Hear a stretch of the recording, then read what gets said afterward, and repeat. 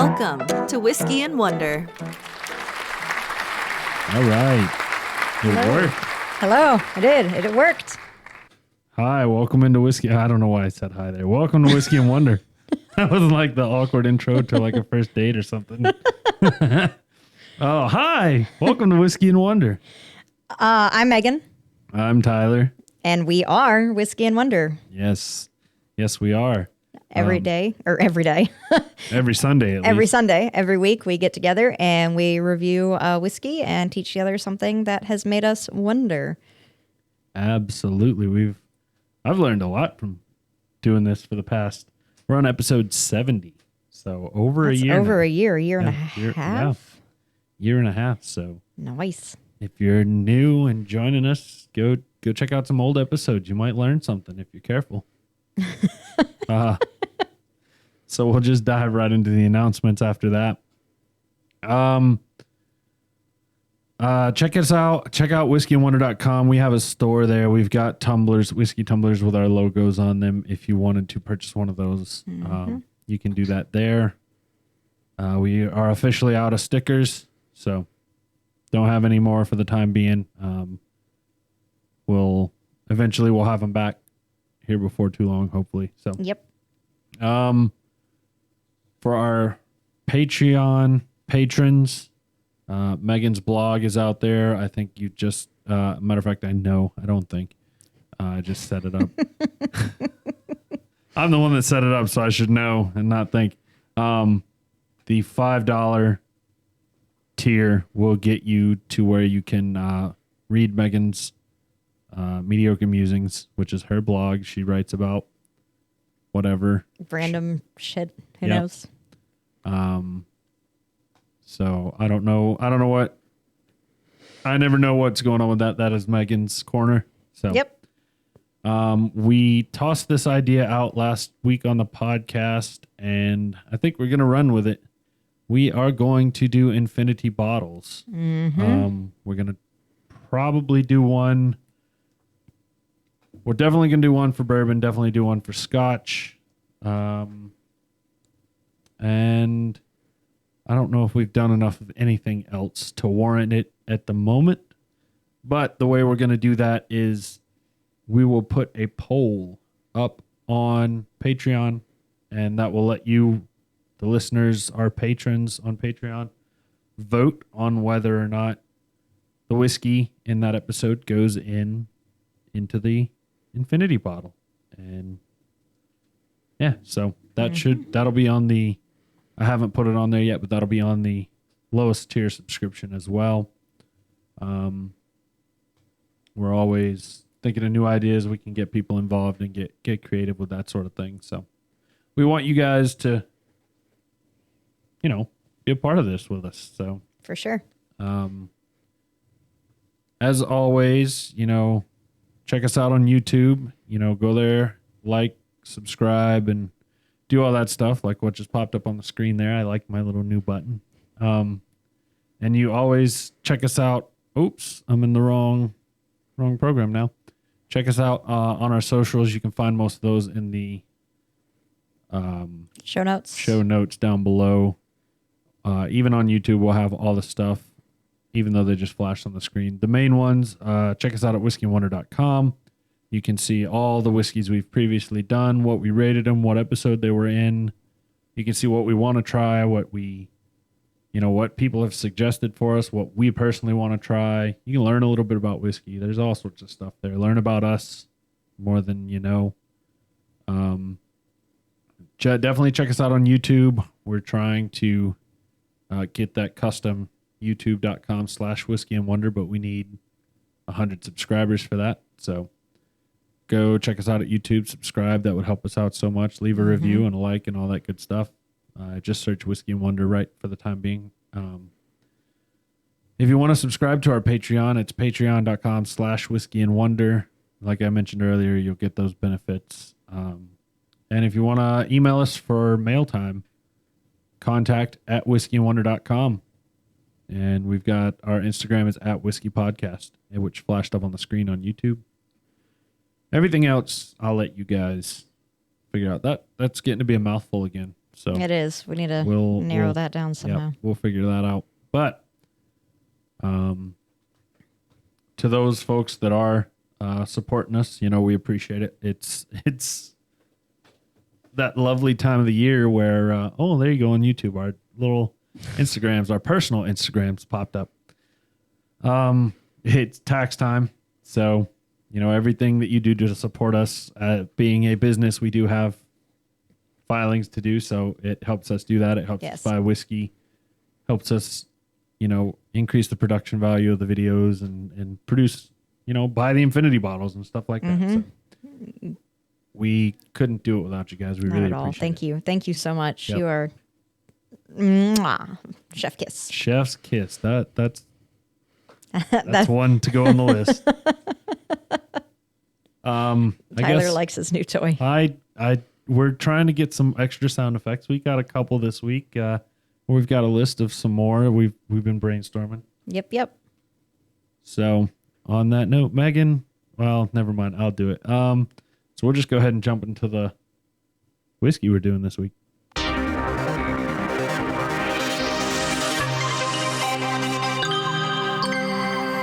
The open segment.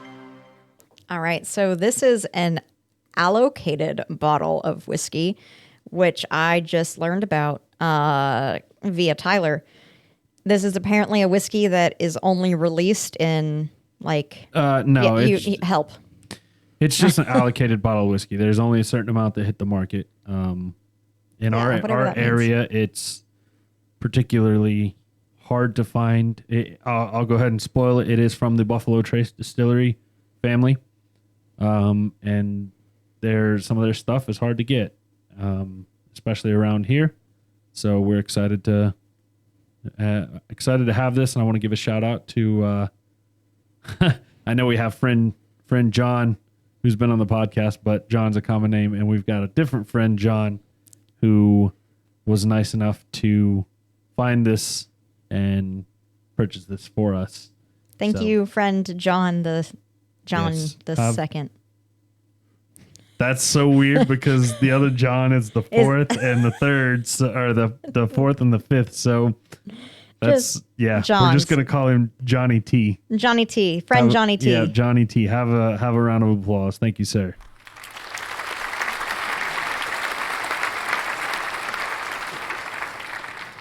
Well, like Tyler said, this is a allocated whiskey from Buffalo Trace. This is the Weller Antique 107. This claims to be the first ever wheated bourbon, the original wheated bourbon. So W.L. Weller is a wheated bourbon originally created by the Sitzel Weller Distilling Company. The brand is named after William LaRue Weller, a distiller who is credited by some as being the first to use wheat as the secondary grain in a straight bourbon, as opposed to the more commonly used rye. Notably, William LaRue Weller hired the famous Julian Van Winkle, who would later become known as Pappy Van Winkle.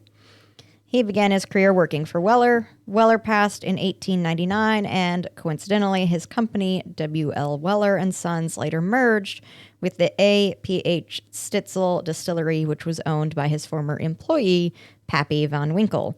The companies worked together through Prohibition, operating under a medicinal license, and eventually became the Stitzel Weller Distilling Company in 1935. Weller Antique 107, sometimes just referred to as Old Weller Antique, or even simply abbreviated as OWA, is one of the 3 bottles that get released in only that special allocated way, certain number way. We've done Buffalo Trace on here before, I believe. We've done actual Buffalo Trace, but Yes. the distillery has so many. They have about 50 bazillion. Yeah. This is a Kentucky straight bourbon whiskey. And that is all I have to say about that. Okay. So you mentioned the Pappy Van Winkle. Mm-hmm. That is if you can find the Pappy 20, that bottle retail sales for I think it's in the $200 to $300 range, but currently on the secondhand market is selling for like $2 to $3 grand. Oh, oh, Yeah, it's maybe more if it's the 20. I don't remember, but just to give everybody reference on this Weller, currently on secondhand markets, it's selling for about $120 a bottle. We were able to get this for very close to retail through John. He happened to find it at a local.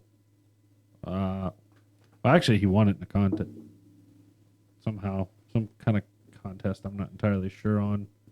I don't know what Megan is doing over there. I hope you guys got to see that on YouTube.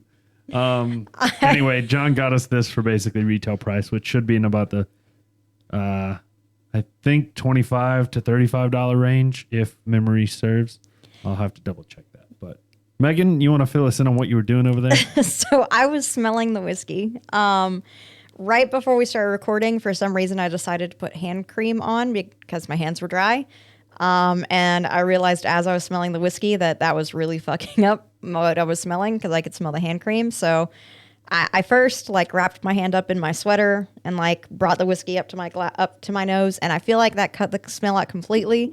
But then to double check, I put the glass on the table and then like bent my head over like one of those like auto dipping ducks, those little desk toys, to smell it without any type of Interference. yeah. So despite my hand cream, I am getting some flowery notes for this. I'm getting like rose, specifically rose. Okay. I couldn't pinpoint what I was smelling, but it smelled familiar, and notice I said smelled, not smelt. You're learning. I'm learning. I couldn't pinpoint it exactly, but I get a little.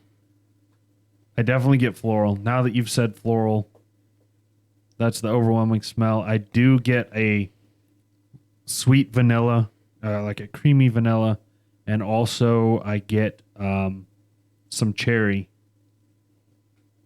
I'm getting an overwhelming amount of floral, definitely bouquet like. I'm getting a little bit of the creamy vanilla you said. Not getting any cherry or any fruit, however. Okay. Maybe now that I've smelt it, I'm sorry, now that I've smelled it, I get a little bit of caramel. Maybe I'm mixing up the floral and the fruit. I'm not sure, because originally I thought that smell was fruity. But when you said floral, that is what I was like, yes, that's it. That's a better way to describe it. All right. Well, according to Buffalo Trace's website, it is supposed to be that's not the right thing I'm looking at. Okay. According to this, aromas of lush dark fruit, vanilla, caramel, seasoned oak, cinnamon, bark, spice, and black licorice. Blech. Black licorice is... I don't get any of the last three, but I definitely don't get black licorice, and I am so glad I don't get black licorice because I couldn't do it. All right, well, I'm about to dive right on in. All right. So I want to take a chance to mention. You know what we did? We played the open segment and went right into the damn, right into the whiskey. We didn't even do the open segment. Wait, what? I was thinking about. I was going to say last week during the open segment, I talked about getting to try all these whiskeys. This was there, but I did not try it.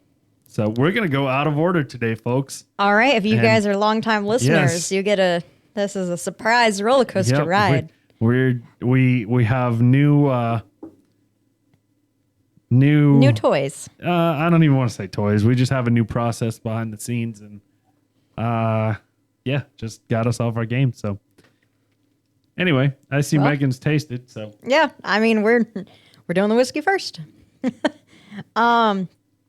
Very interesting spice. It's almost like a biting, spice. I don't really know how.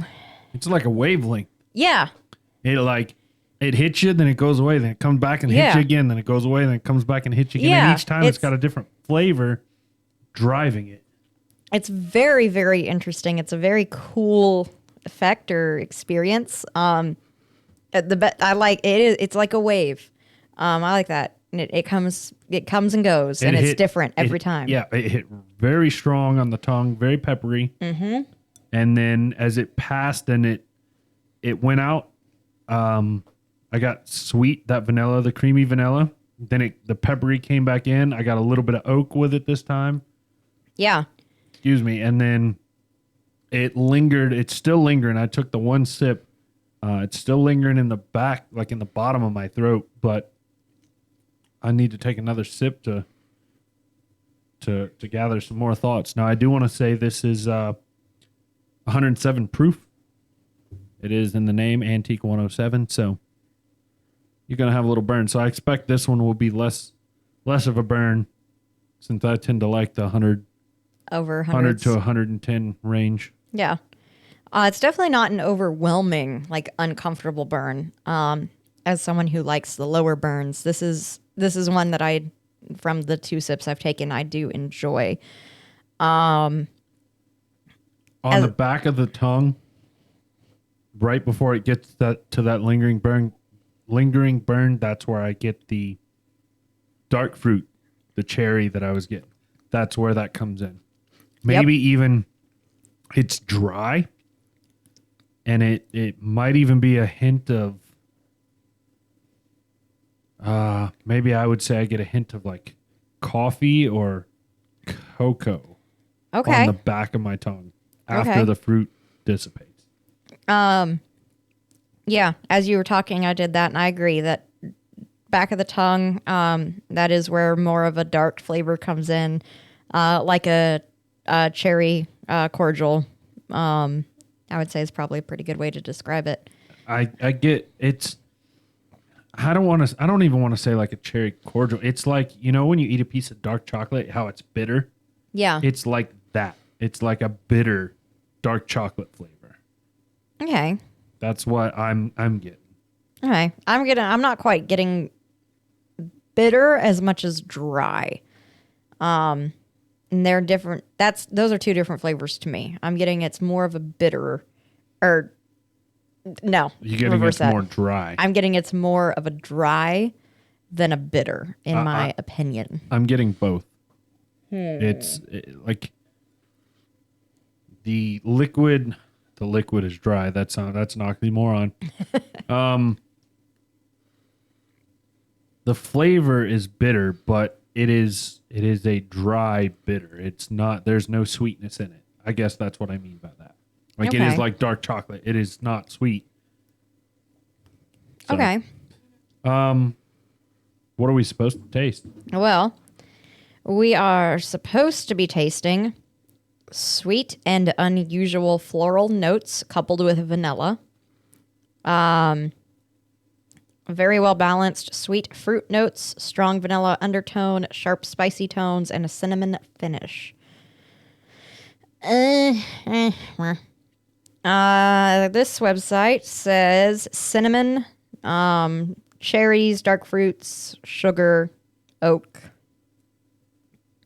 I don't know. I don't agree with that nearly as much as what we've personally described, and I really like the wave. The wave is sticking around. It's every sip I take, it's still a wave of flavors that like ebb off and then come back, which is it's a very unique, very cool sensation in my opinion.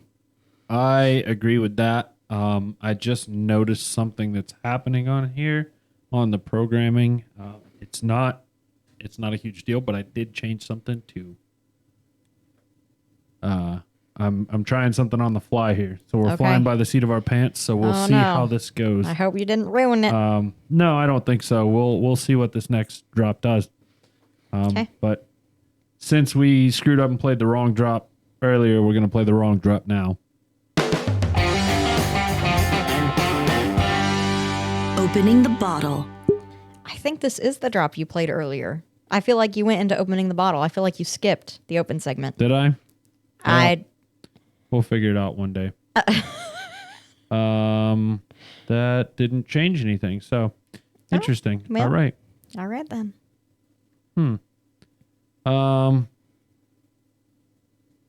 Well, Talk about your week, Megan, while I try to sort this out.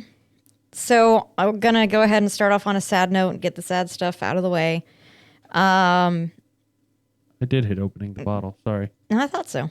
Okay. Daenerys has been having a few bad days this week. There's still a lot of good days, a lot of good moments, but some noticeably bad moments, bad days, which is heartbreaking and incredibly upsetting and hard to deal with. And that's occupied a lot of my mental space and capacity this week. So definitely haven't been all there for really anything, work, the podcast, social life.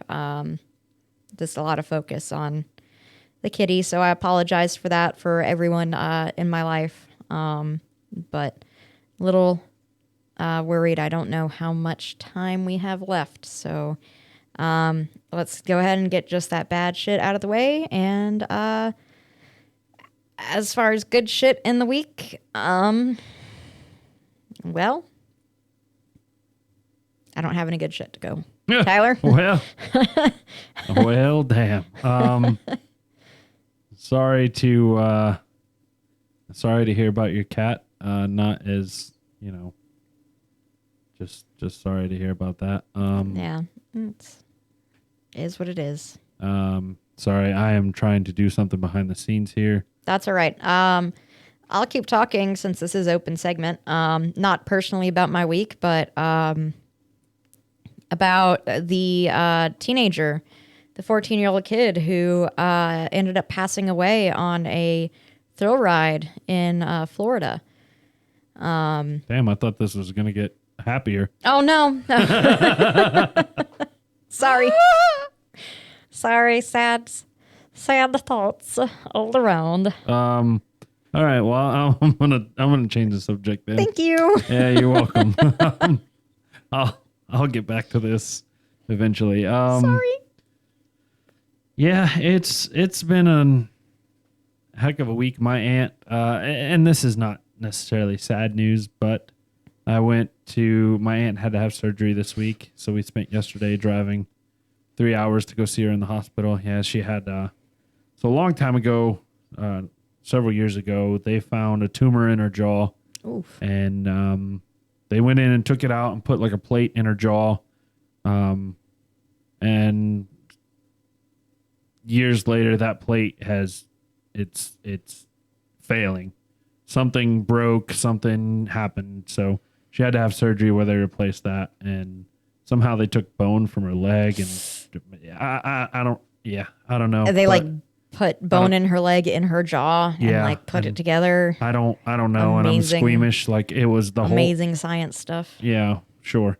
We went like it is, but I don't want to be involved with it. I'm squeamish. I don't like stuff like that. So Shelby and I went up there to visit her yesterday, and she was still really out of it. The surgery was on Friday, so naturally to be expected. But sounds like she's doing good.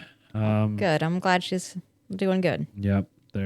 I'll be honest, that was very nauseous the whole time I was in there because they had to like cut her entire jaw. Like obviously on the podcast you're not going to see that, but if you're on YouTube you can that sign everybody does when they Like I'm gonna kill you. like they're going to They cut draw somebody's jugular. Yeah, kind they of thing. draw your finger across your throat. Yeah, they kind of did that incision like Ooh. under her jaw.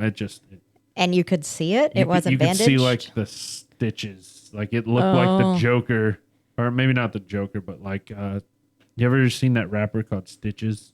A rapper? Yeah, a rapper called Stitches. Yeah, he's got tattoos like the Joker of like stitches coming up the side of his mouth. Anyway, yeah, so it was hard to sit there and see, but it was good to see her. Good to see she's doing well, and you know, that sort of thing. As far as the rest of the week, it's been very boring. I'm trying to think of what I did. I didn't do anything. I just went to work and came home. You made a delicious meal tonight. Yeah, I made bulgogi for the first time. It came out decent. Shelby and I tried to meal prep for the week. We played a perfect game in trivia on Thursday. Perfect. Yeah, I don't mean to toot my own horn, but I think Shelby and most of the other people that were there will 100% admit that I carried a heavy load in that game. And like I said, I'm not trying to toot my own horn. It just happened to line up that I knew 95%. I mean, there might have been like 2 questions I didn't know the entire night. Wow. So yeah, I got that going for me. Nice. Congratulations. Yeah, I guess other than that, it's been a pretty dull week. So You're not the type of guy who would like go on YouTube and watch the surgery they're going to have before they get it? No, I cannot. No. So I will vomit. my boss who listens to this podcast, if you're listening, hi, you know who you are. I'm not going to say your name. But my boss is the type of person who will watch the surgery before they get it. And he is going to have to get his knee replaced. Ooh. And so he went and he watched the knee replacement surgery on YouTube and has proceeded to in depth explain it to me and some other coworkers, and it sounds terrifying. So, Well, friend Megan's boss, I hope that your surgery goes well. I hope so too. Please never tell me about it. I will vomit on you. I want, but do you don't want to know what they do with the kneecap? Nope. No. Nope. Oh, well. Nope. Well. Sorry. I don't. No. I know several people. I have several friends that will watch their surgeries before they get them and stuff.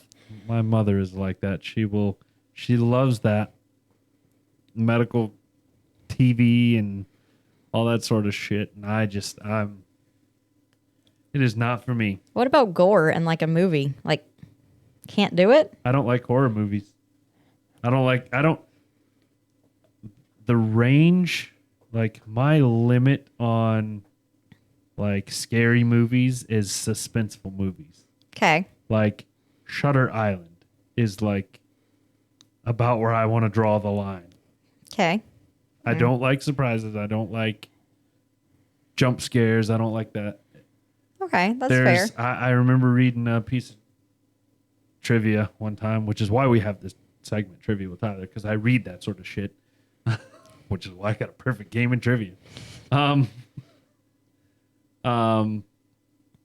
That like I remember reading that like 9 out of every 10 people enjoy.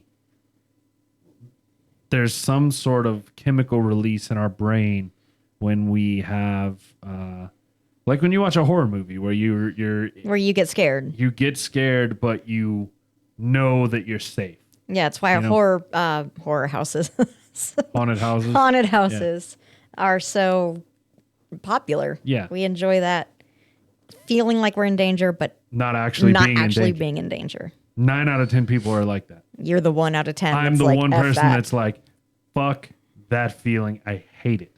All right. So, yeah, I don't really like horror movies because of that. I mean, you watch. Well, obviously, this isn't a horror, but you watched Game of Thrones, and there's a shit ton of blood and stuff in that. How'd you handle? Blood doesn't bother me. It's like going inside the human body. Okay. That bothers me. Like, I don't mind seeing the stuff that comes. That's not true either. I don't like Shelby watches Dr. Pimple Popper and I can't.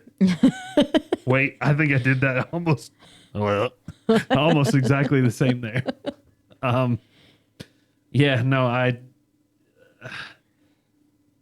you want to know the weirdest part of it all?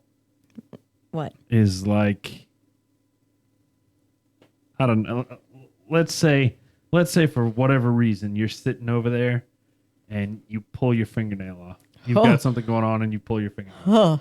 That's the noise I would make watching it. Oh. I have also pulled my own fingernail off. Like, I can do it to myself, You can't see it. but I don't want to Being see it done. on anybody else. Like, if I can do it, I'm in control of it. Okay. I can tolerate it. I don't know. I bet there's some psychology behind that. Oh, I'm a control freak. I'm 100% a control freak. I'll tell you right now. So my mind's bigger than yours. That's what she said. Maybe. Oh, we need to, yeah, maybe we need to get that. But yeah, no. So if you don't get what we're talking about, we got like Megan said, we got some new toys back here, and my buttons that I can press I have way more buttons than Megan can press. So speaking of buttons, oh no, I can't. There's something on the screen. Oh no, sad day. But yeah, that's been my week in a nutshell. I guess we'll go ahead and move on. Okay. And let's see, we're out of order. So now Now it's the wonder segment. it's the wonder segment. All right, so I'm gonna teach y'all something today.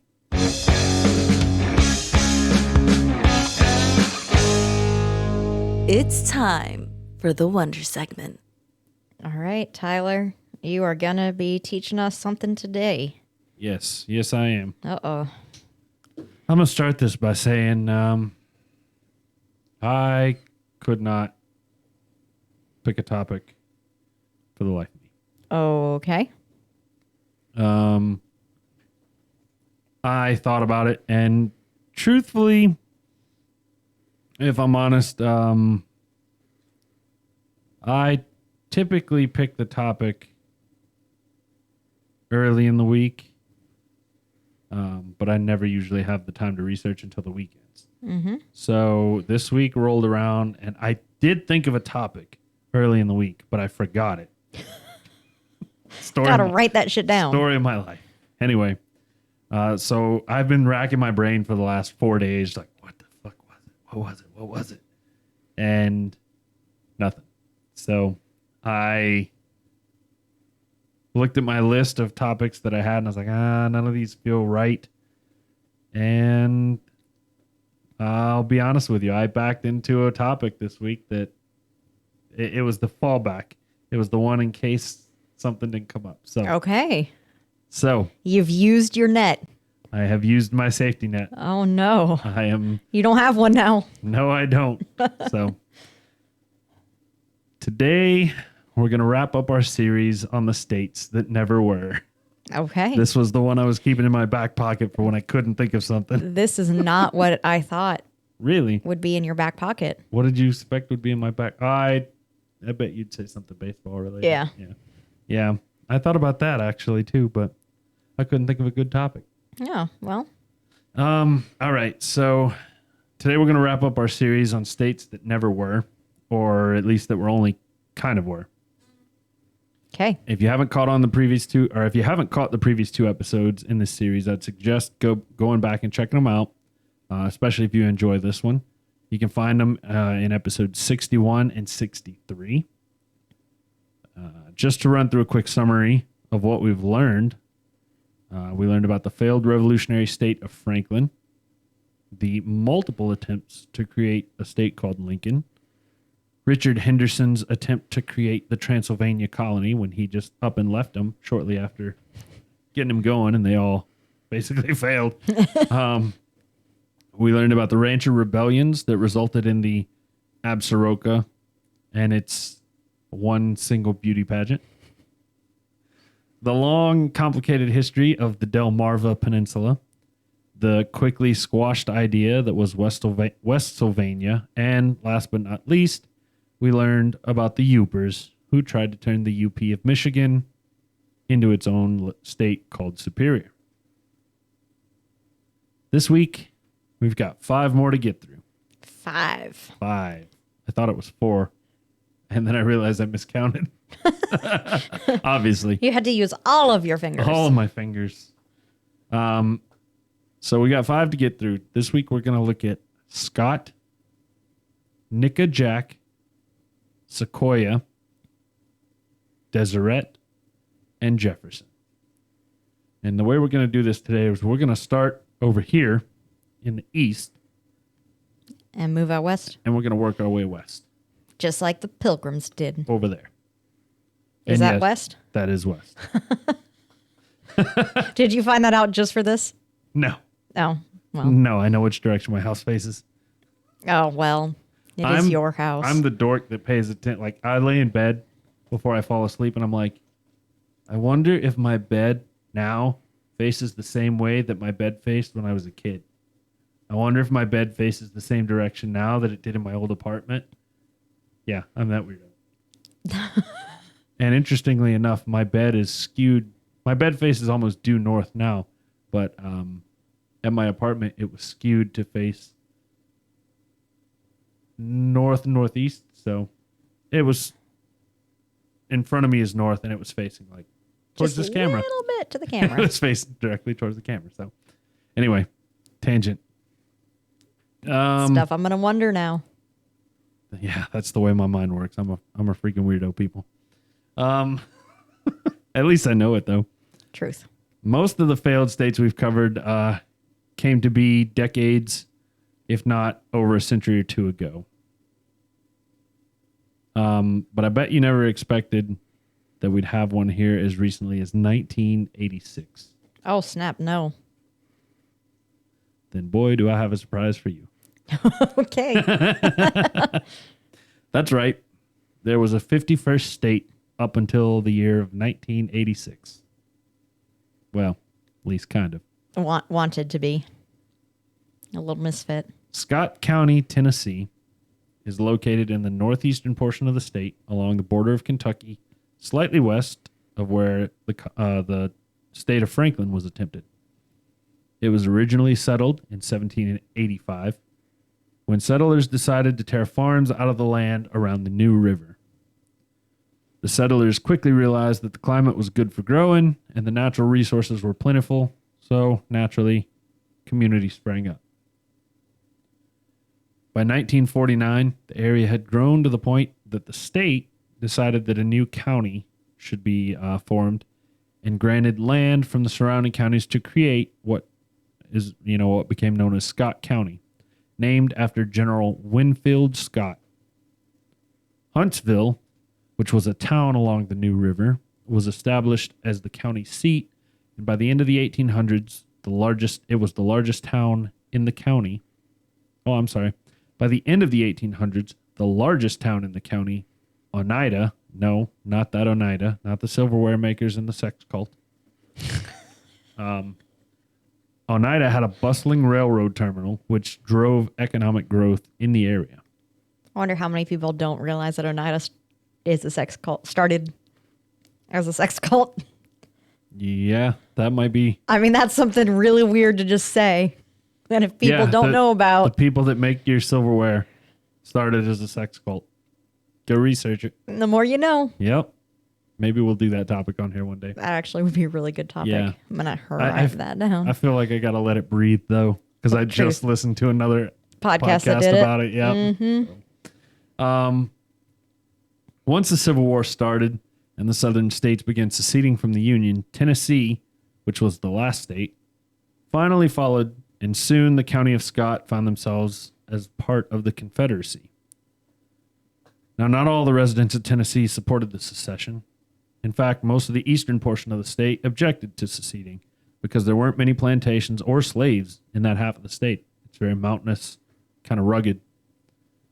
Scott County was one of these areas.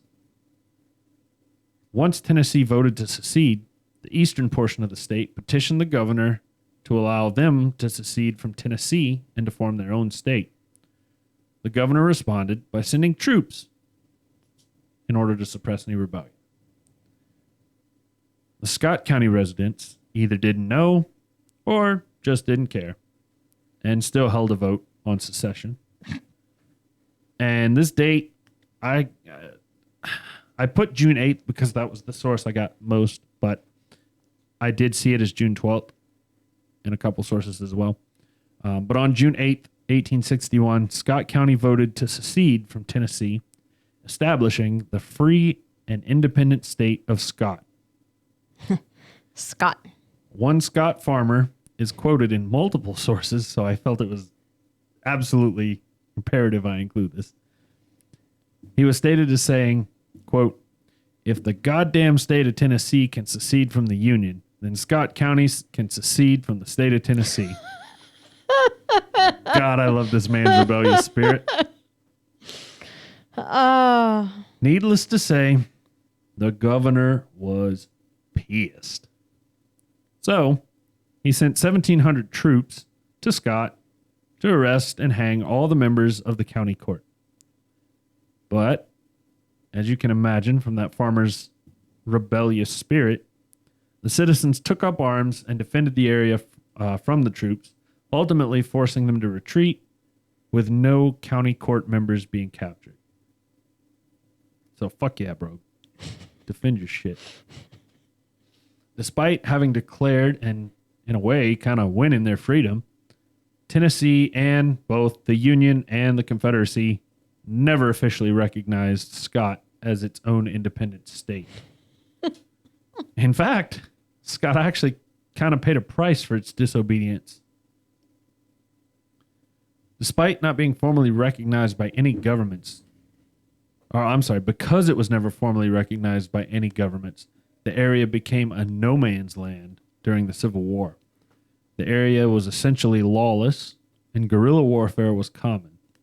Both the Union and Confederacy would raid Scott farms. No major battles were fought there, but a few minor skirmishes did take place. The main skirmish, which took place on August 13th, 1862, is known as the Battle of Huntsville, where Confederate soldiers defeated Union soldiers, seized the county seat. The Confederates then proceeded to loot the town for 2 hours and searched for the members of the county court who had led the secession from Tennessee. Where were they? I guess they went into hiding. But eventually, after 2 hours, they moved on. I thought that 2 hour detail was kind of weird. 2 hours. I'm just, all right. It's 5 o'clock. Yeah, gotta we go. gotta. Yep. I mean, I, the Confederates were mad because they seceded from. They didn't want to support them, basically. So, as I said, nobody ever really formally recognized Scott, and frankly, throughout time, most people forgot that Scott had declared its independence. Until the 125th anniversary in 1986. Someone was like, oh, wait. When Scott County Commission adopted a resolution that officially requested readmission to Tennessee. And Tennessee was like, wait, what? Nope. This was all done, from what I gather, as a publicity stunt around Tennessee's homecoming celebration in 1986. So it was just, the way I interpreted it was a publicity stunt. All right. Now, I do have a quick side note here. If you're into nature and the outdoors, Scott County, Tennessee, which is located on the Cumberland Plateau, Cumberland Gap and whatnot, it has some of the most beautiful looking scenery. I was looking at pictures. And since this is actually a municipality, they have a very nice website with a lot of information. There are 3 free-flowing rivers, which means they're not dammed at all, that offer some great paddling and whitewater rafting, along with the Sunquist and Royal Blue wildlife management areas. So it sounds like a nature lover's dream. So maybe one day I'll make my way up to Scott County, Tennessee. It's Nice. not that far from here. Yeah, it wouldn't be that big of a drive. Yeah, it'd be, 5-6 hours. That ain't too That's bad. not bad at all. I keep sniffing in the mic. I'm sorry. It's fine. I just took the smallest of sips and all I got was burn. Oof. That's not good. Buddy. It's okay. It's just because I didn't let it cast. Uh-oh. Oh. Wait, come a sneeze. I'm fighting. I'm fighting. You good? Yeah, I'm good. All right, it's gonna hit you later, man. It's I gonna know. knock you off your know. feet. All right, so we're going to move on to Nickajack, which it might sound like I'm saying something else because my southern accent, but it is spelled Nickajack. It's literally like the name Nick Jack. Jack. But I realize if I say it fast, it sounds like I'm sounds saying real. Yeah. No. So I am not saying that. It's Nick Jack. So, all right, Nickajack is a similar story to Scott, only not as much information and further south. This particular area was located in southern Tennessee and northern Alabama. I even saw a few maps that had it encompassing the entire northern half of Alabama and the entire eastern third of Tennessee, all the way up to the Kentucky border. That greedy. Also, like Scott, the area that made up Nickajack was not made up of plantations. Most people who lived in this area were too poor to afford plantations or slaves, and therefore they didn't have any desire to secede from the Union. Most viewed the Civil War as, quote, a war for the rich fought by the poor. Lots changed. Facts. Most of the desire for succession came. Most of the desire for secession, there we go, came from the area known as the quote-unquote Black Belt. Now, I know some of you might be thinking, wow, that's a pretty racist name, and that's partially true. But the area known as the Black Belt was called that prior to African slaves being brought to America. It was originally called that because of the fertile black soil that was deposited there by a Cretaceous period coastline. It was only later in history that the name also gained the racist meaning.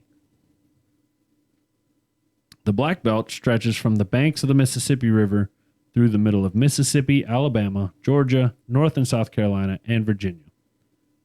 I thought this was very fascinating.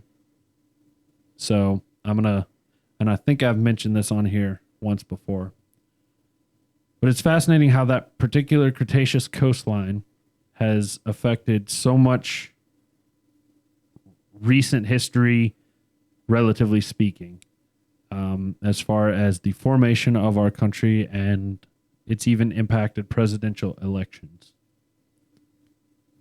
I don't know if you remember when I talked about how the geology affected the most recent, or one of the most recent presidential elections. So, if you take a map of that Cretaceous coastline and you overlay it with a map of soil fertility, you'll see that right along that coastline, there's a big band that runs right through the middle of all those states. And if you take a map of 1800s plantation locations, you'll see a band. If you take a map of the enslaved African populations, You'll see you'll a band. If you take a current African American population density map, you still can see the band. And if you take county by county voting results from the last couple elections, in a sea of red, you can clearly see a blue band. It's really interesting to look at, how geology has affected something. It's altered us as a society, and it's resulted in, that's 200 years worth of history, almost 150 years worth of history. That's from something 150 million years ago. Everything's connected. Yep. Tell me now how geology is boring and doesn't matter. Anyway, we'll get back to Nickajack. What about my magic crystals? Not real. It's just a rock. I'm gonna go get some amethyst and I got some. You want it? It's just a rock. Not going to do anything for you. Technically, it's a mineral, but I digress. Unlike Scott, the citizens of the area didn't just want to just declare themselves independent. They wanted to do it legally. But unfortunately, when Tennessee ultimately voted to join the Confederacy, the Nickajack idea became considered, quote unquote, too dangerous by most, and the idea was quickly abandoned. well, So now we're going to get a little bit further out west, and we're going to take a look at the state of Sequoia. which most people might have thought was way out west, but it's not. Yeah, it's not where the sequoia trees are. Nope. I actually wrote this out of order, so this first sentence is not going to make sense. So forgive me. The state of Sequoia is somewhat similar to Deseret in that Native Americans attempted to create a state that the U.S. would recognize that would also have their best interest in mind. Spoiler alert for Deseret. By this point in U.S. history, what is now Oklahoma was made up of two territories. The Oklahoma Territory, or the western half of the state, and Indian Territory, the eastern half of the state. The Indian Territory is the result of the Trail of Tears. Native American? Well, at the time it was Indigenous? called, yes, well, at the time they called it the Indian Territory. Yes. So, on August 21st, 1905, the Sequoia Constitutional Convention met in Muskogee, where representatives from the 5 civilized tribes, quote unquote, gathered and drew up plans for the organization of the government. A map they gathered and they drew up plans for the organization of the government. They drew up a map showing counties to be established, and they elected delegates to Congress so that who would petition for statehood, along with 2 Republicans and 2 Democrats who would serve as congressmen. In November 1905, the vast majority of the territory even voted to approve the Constitution and statehood petition. These folks were prepared. But despite their preparedness, they didn't get what they desired. Instead, President Theodore Roosevelt proposed a compromise where the Oklahoma Territory and the Indian Territory would be joined and form a single state. This resulted in Oklahoma becoming the 46th state in 1907. Despite never becoming its own state, Sequoia's Constitution contributed greatly to the Oklahoma Constitution, and because they were involved in the Sequoia Constitutional Convention, the representatives from each of the 5 tribes were heavily included in the Oklahoma Constitutional Convention. So they did get input, and they did, contribute to the Oklahoma Constitution. Wow. I'm curious to know how much is a lot of input. You know what I'm saying? Yeah, I don't have the details on that. I didn't come across necessarily that deep of any sort of article or source, but the way several of the sources made it sounded like these people kind of guided, since they had essentially Been there, done that. It sounds very much like the Native Americans went they were like, look, we've already got a strike against us. Let's over prepare for this, Yeah. And so I think that really helped them. I would be interested to look at the Oklahoma Constitution and see, what exactly it says, but it's better than nothing for sure. Yeah, for sure. So, all right. Well, let's jump way out west for the last 2, and we're going to start with the Mormon state of Deseret. Mormons. You say that like you just, I don't know. I don't want to say you had a bad experience with Mormons, but like you're just like, those damn Mormons again. Causing trouble. So most of us know that in 1847, the Mormon people, led by Brigham Young, traveled west in search of their Zion, and they ultimately settled near the Great Salt Lake. I should probably interrupt and say why I said that so Sure. people don't think I hate Mormons. I recently found out that after the movie Fight Club came out, the students at Brigham Young University basically made a fight club. I learned that from watching one of my favorite YouTubers is called Cinema Therapy. So shout out to them. You should go check them out if you like movies and psychology.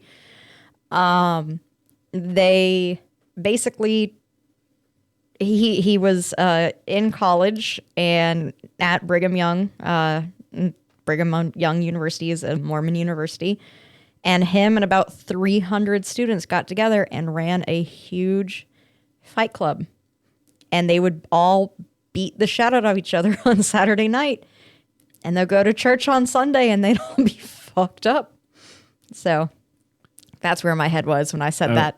Sorry. All right. I know this is going to surprise you, but I've never seen Fight Club. So That's, if we ever get my idea up and running, that's going to be one of them that we have to do. okay. Like, have to. Interestingly, we went to Salt Lake City back in August, and I thought it was absolutely gorgeous. Oh, Utah's gorgeous. Yes. Beautiful state. I don't like the tight-handed religious grasp. Like, I couldn't get alcohol on a Sunday and stuff like that. But I mean, I'm also in the Bible Belt where it's the same shit. So I mean, darn close. Moving here excuse me. was weird because you can buy liquor at the grocery store Yeah, I know. I'm in pissed Colorado. about that. And here, like, Come on, North Carolina, get with the time. We want to be drunk on Sunday by going to one store. yes, Anyway, huzzah. so like I said, we all know that the Mormons settled near the Great Salt Lake. What I didn't know, and I imagine you probably, well, you might know since you're from out there, but most people probably don't know, is that Brigham Young wanted his state to be 2, if not 3 times as big. I have a feeling I did know that. I don't know why I knew that, but that pings in my memory. All right. So Brigham Young wanted to set up a government that would be recognized by the U.S. So he sent a representative to Washington, D.C. to petition for the creation of his new territory. The original petition included an area containing all of Utah, 95% of Nevada, all of Southern California, and the northern 75% of Arizona. Damn. Yeah. he was dreaming big. But he soon learned that California and New Mexico were also petitioning to become states and wanted much of the same land. Well, fuck. So he changed his mind and decided he wanted to petition for statehood instead of territoryhood. There's a difference, I guess? Yeah, of course. Okay. Okay. I mean, Puerto Rico's a territory. True. It's not a state. Big difference. Young realized that he didn't have the time to follow the appropriate path to apply for statehood, and so he and a group of the church elders quickly drafted up a constitution, ratified it, and sent it to Iowa, where it could be printed since there were no printing presses in the Salt Lake area.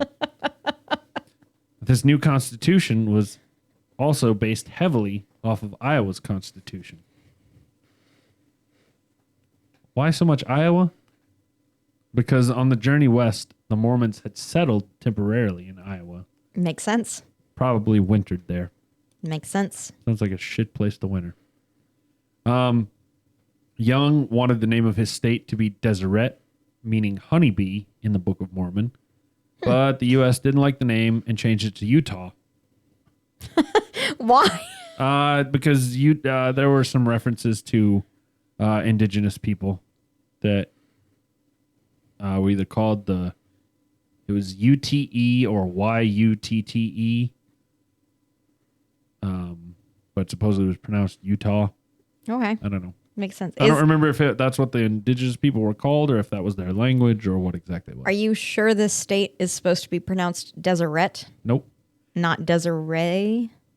It's Deseret. It might be French. I just said it the way it's- Deseret. Deseret Deseret. That's my redneck talking. is from Deseret. I want to say it's Desiree. Maybe. I'll try to figure that out. Yeah. You continue on. I'm listening. Look up a Book of Mormon honeybee. I don't know.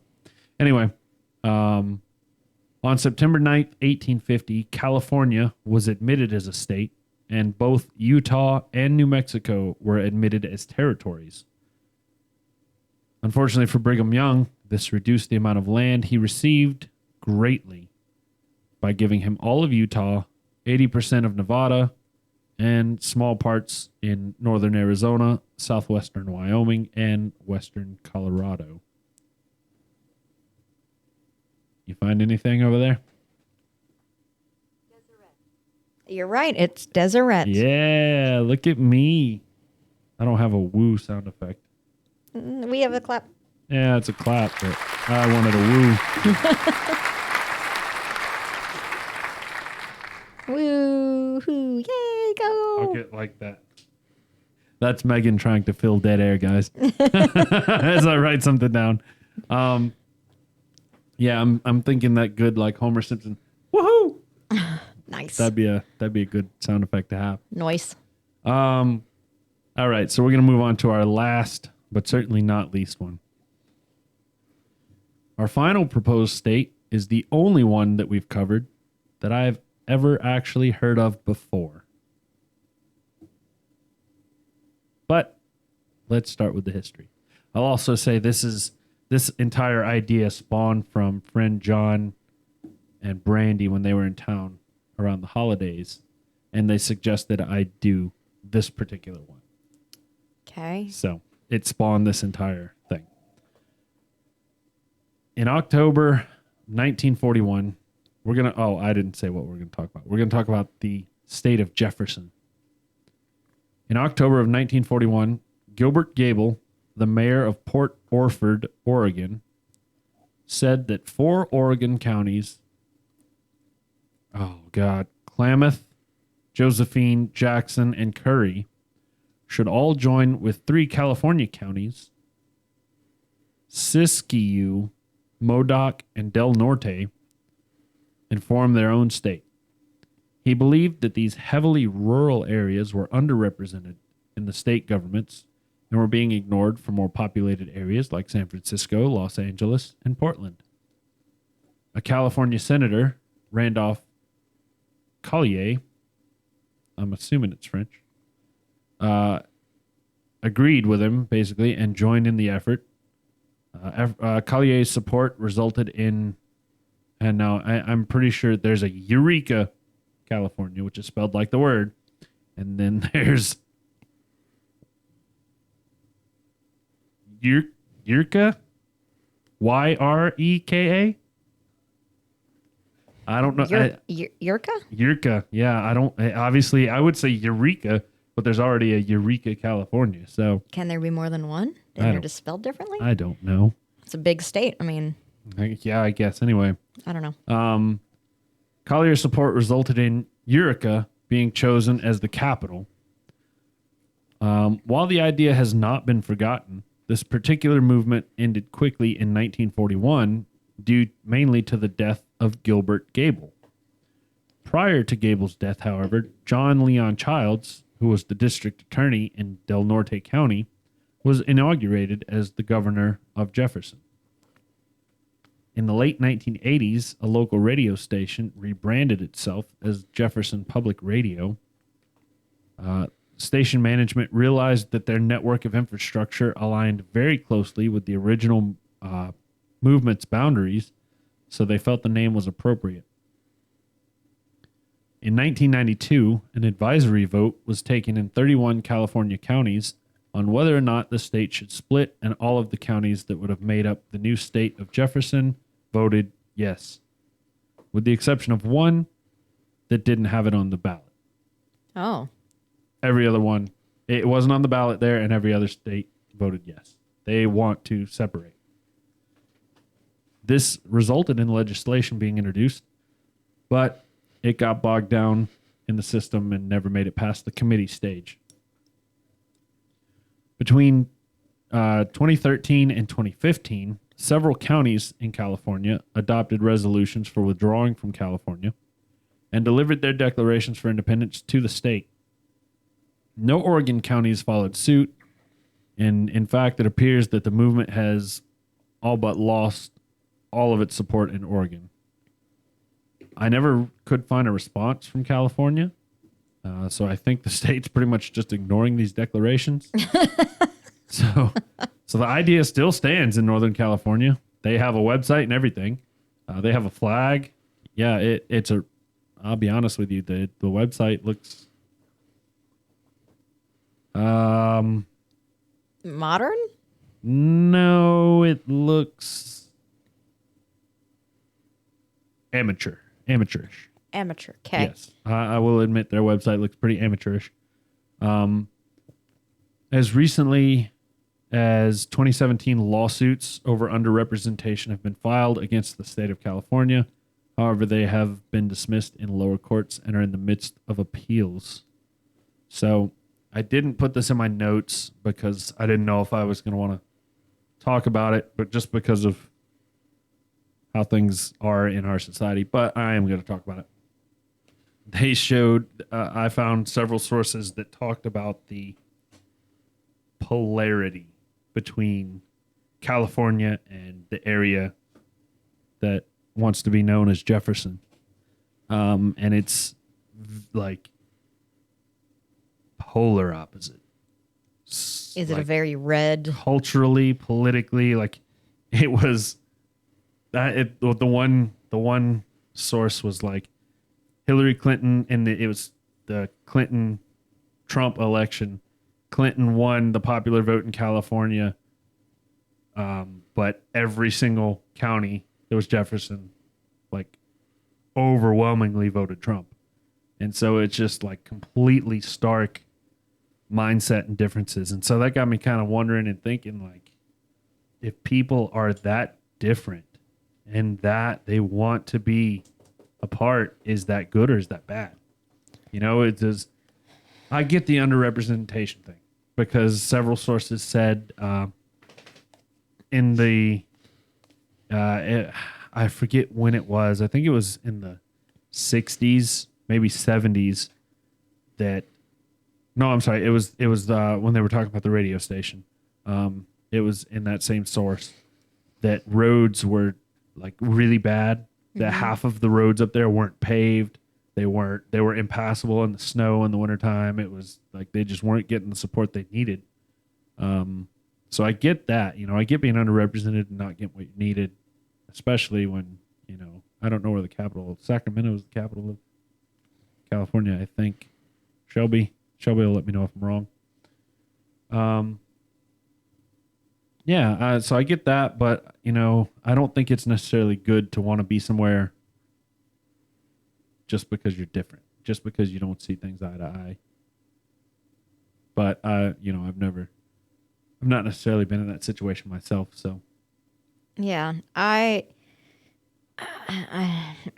don't know. That's a very loaded, heavy question, I think. Yeah, I'm not, and that's why I hesitated to even bring it up. But I will say, hot take: the Electoral College is super outdated and needs to go away.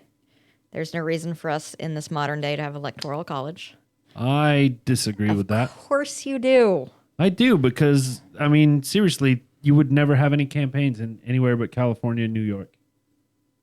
That I don't agree with that. I don't think so. I think it should be popular. Should be popular vote.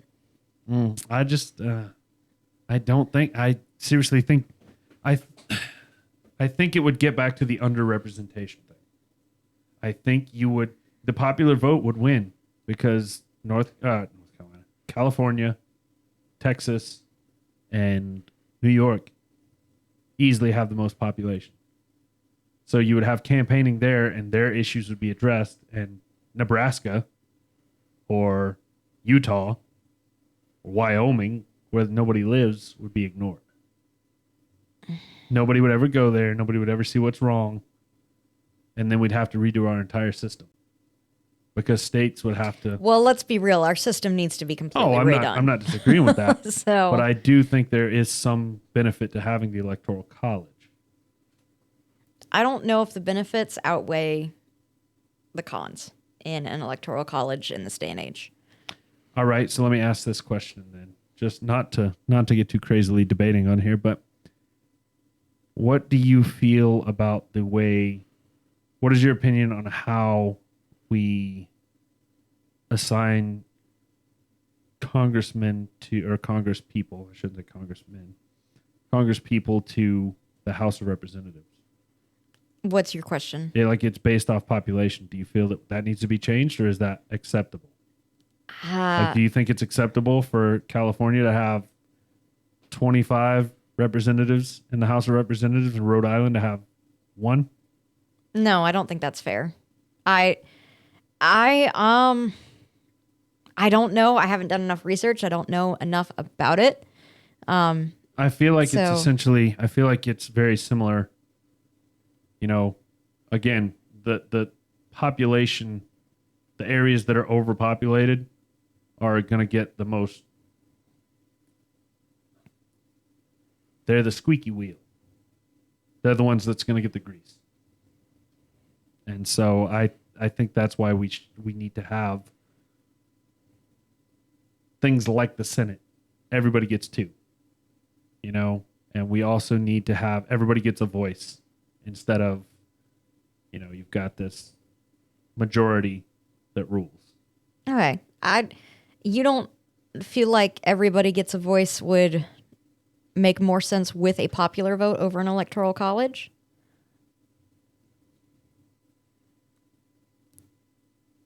I think that would turn a lot of people off from voting Okay. if nobody's going to come. Like I said, if you're going to campaign in 3 states because they're the states that matter.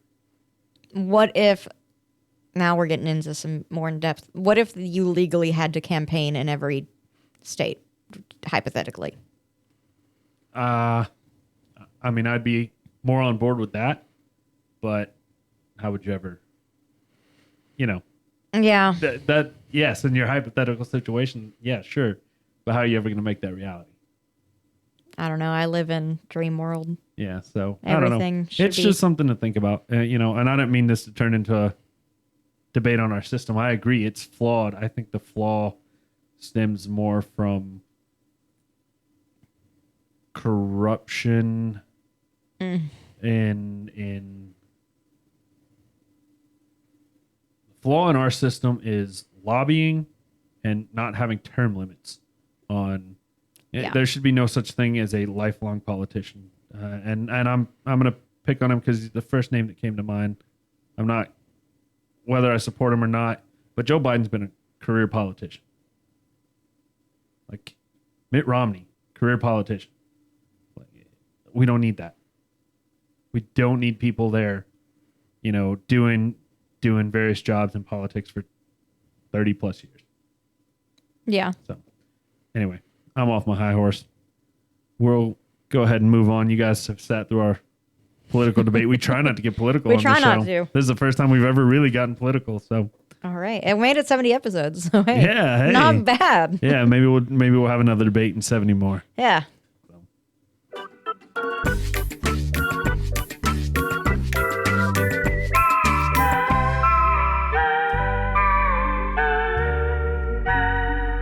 Trivia with Tyler.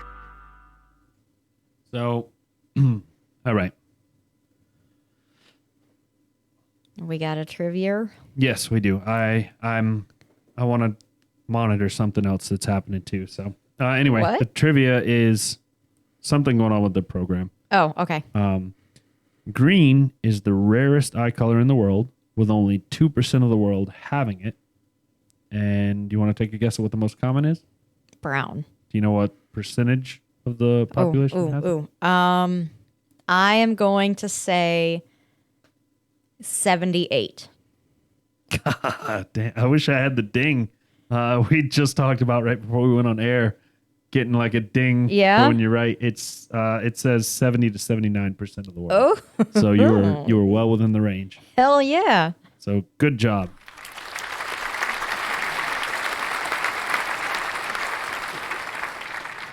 All right, so let's go ahead. Let's do this out of order. How can we do this out of order? What are we doing out of order now? Let's do cheers and then we'll do final thoughts. I don't think that's a good idea. No. Final thoughts. So I added some water into my whiskey. there a little bit before the political debate. And it took away the roller coaster ride. So I'm kind of sad. It did. It slammed it Yeah. right in my face and Yeah. just kept it there. Like, you know what a good metaphor is? It's like my face was just like, when you take a dog and you rub their nose and poop. You're not supposed to do that, but Oh, well, that's the way I was taught to do it. Not by you, but yeah, before thank I you. knew you. Before I knew you. Anyway, that's what I feel like just happened. Except maybe not with poop, but like it just like it smacked me in the face and then just rubbed my nose in it. Just What a metaphor. You're not I'm not wrong. wrong other than the fact that never smack your dog in the face and rub their nose in poop. That doesn't teach them anything. Poop stinks. That's what they learn.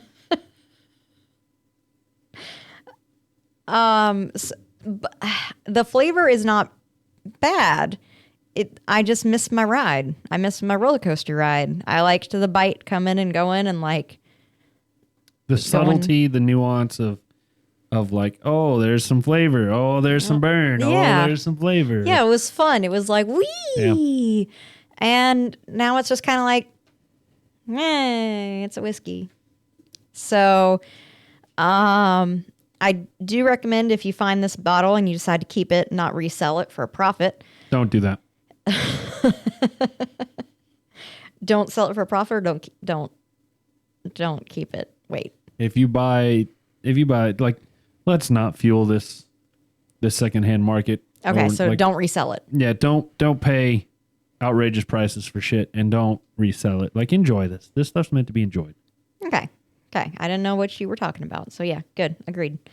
But if you find this and you decide to not sell it like you should do, I would not do this probably with an ice ball or with any water added. Enjoy the experience of that, like back and forth and dip, dodge, duck, dive, and dodge. A+ to anyone who gets that. Tyler doesn't. Nope. Nope, over my head. I don't have that sound effect on here. No, you don't.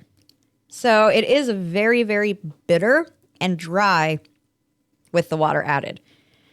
I'm definitely getting the dark chocolate that Tyler was talking about at the beginning now with water in it. And I'm getting the dark fruit, the cherry, some sort of like plum, probably, I would say. And a tiny bit of floral notes. But overwhelmingly, this turned it very stagnant. Is that the word I'm looking for? Just very like... Consistent. Yeah. I think consistent's a better word. The flavor, like I said, it kind of hits you right from the get go, and it's just there. It's there. Yeah. Yeah. It rides and then it falls off. Whereas it doesn't come There's in no, and out. Yeah. no roller coaster, which I really liked the roller coaster. Regret that water. Wish I could have like sucked the water out and put it back.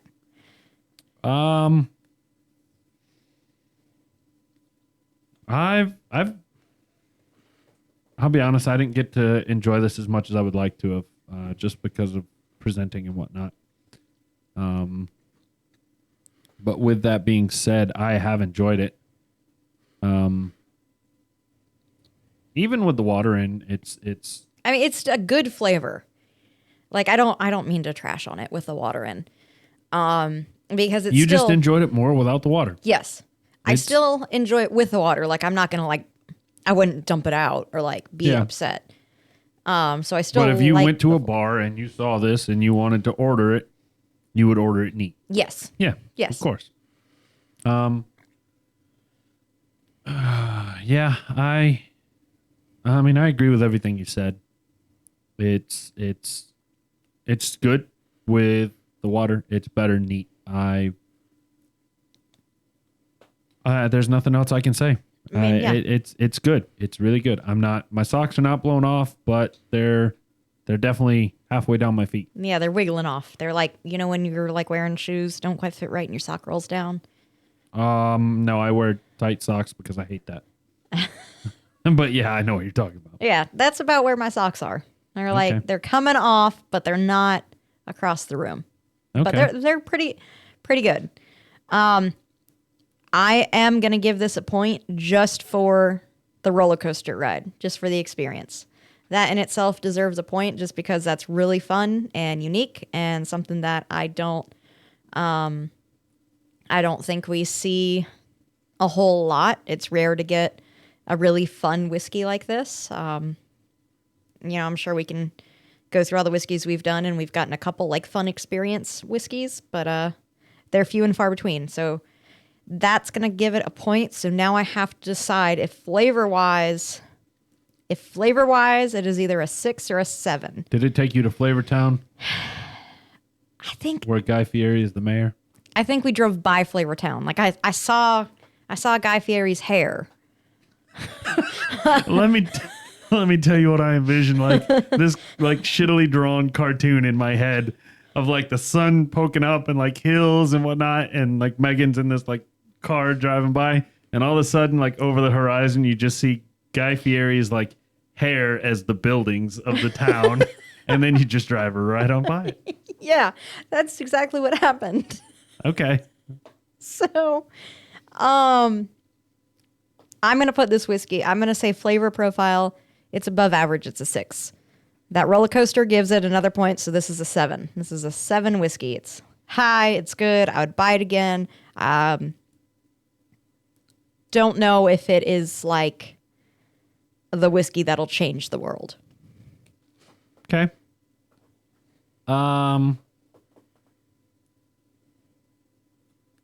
I got nothing more really to say, honestly. I think Megan summed it up quite well. I might have made a pit stop in Flavortown instead of just driving by. So I'm gonna go a little bit higher than that. Okay. I'm going 7.5. All right. You had to get some gas in Flavortown. Yeah, maybe a Maybe you a know burger. me. I like gas station food. So Get some of that QT mac and yeah, cheese. yeah. And the pizza's good too. They got a lot of good stuff. QT is good, period. Have you had their new barbecue sandwiches? Yes, I have. They're good. Oh, I knew that was coming a year before they got here. How'd you know? I was talking to one of the security guards, and he was telling me they have it in Texas and Oklahoma, where they're based out of. Well, they're fucking good. Yeah, they were supposed to be here in 2020, but COVID, and so it didn't get here until towards the end of 2021. But Get you a QT BBQ burger. yeah, the brisket, all that, it's good too. It's real good. Anyway, Yeah, we've been in lockstep for the last like few episodes. several, like 6 A or little bit 7 of a now, political so, debate, but we're still yeah, on the same mindset whiskey wise. yep. So that'll be. Again, I can't say thank you enough to John for getting this for us. Thank you, Johnny T. Yes, Johnny T. Chow, as he likes to be called by his friends. Thank you, friend Chow. Yes, so like the guy from The Hangover. And yes, he's Asian. So he told me that, so it's not me being fucked up. Okay, well, thank you, friend Chow. So, I guess on that note, guys, we're rolling out. Yeah, that's it. Thanks. All right. Thanks for the whiskey, Thank John. you, guys. Thank you, friend Chow, for the whiskey. Thank you, everyone, for listening, tuning in, rating, subscribing, hitting the like button, the bell, all the other fun stuff. Thank you guys so much for all of your support, everything you do, listening to us every week. You all are amazing, and we do this because you enable us to do it. So thank you so much. We will see you next week, and we ask that you don't drink and drive. Keep on fighting, Ukraine. Yes. Cheers.